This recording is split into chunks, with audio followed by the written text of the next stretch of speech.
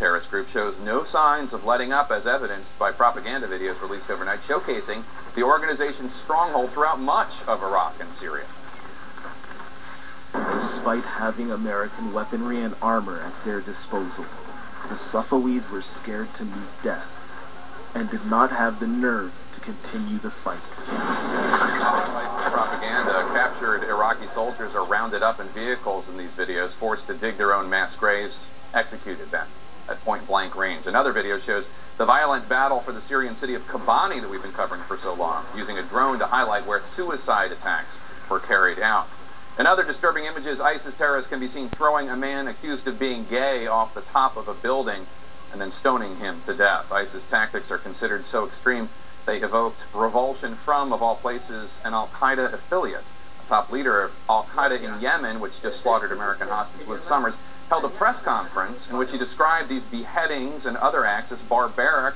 He accused ISIS of driving a wedge between jihadi factions. David Gartenstein-Ross is a senior fellow with the Foundation for Defense of Democracies and joins me live. David, al-Qaeda is in Yemen is a savage group. They released a hostage video of Luke Summers. They killed Luke Summers, we're told, during that rescue attempt. How can they attempt to take a high road with ISIS?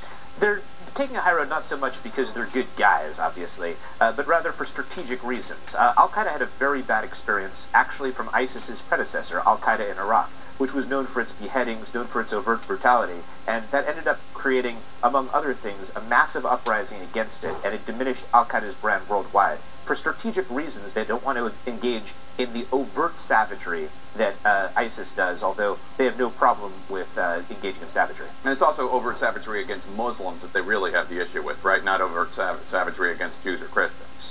Again, it's a little bit of a complex issue in that way, because they do engage in overt savagery against other Muslims. Right. But even, for example, ISIS's attack on the Yazidis, it didn't serve any strategic purpose. The Yazidis are not only non-Muslim, they're not even going to be considered dhimmis, people who could have a pact to continue practicing their own faith under Islamic law. But ISIS decided to engage in a genocidal campaign against this group that posed no military threat to them.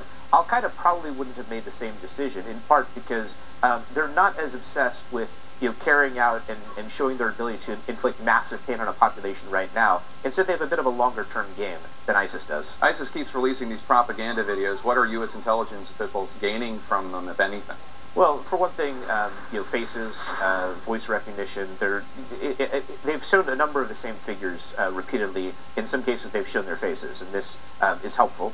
Secondly, their location can be pinpointed from these videos. And then third, looking at the narrative arc that they're putting forward, they're constantly releasing things. They clearly have very good media capabilities, something that other terrorist groups are going to try to mirror. These are all things that the United States can glean in looking at the videos. And David, in one of the videos, ISIS terrorists are forcing shop owners in Mosul, Iraq, to shut down their stores, head to prayers. Is that evidence at all of ISIS starting to win hearts and minds, or are these Iraqis just doing what they need to do so they don't get killed?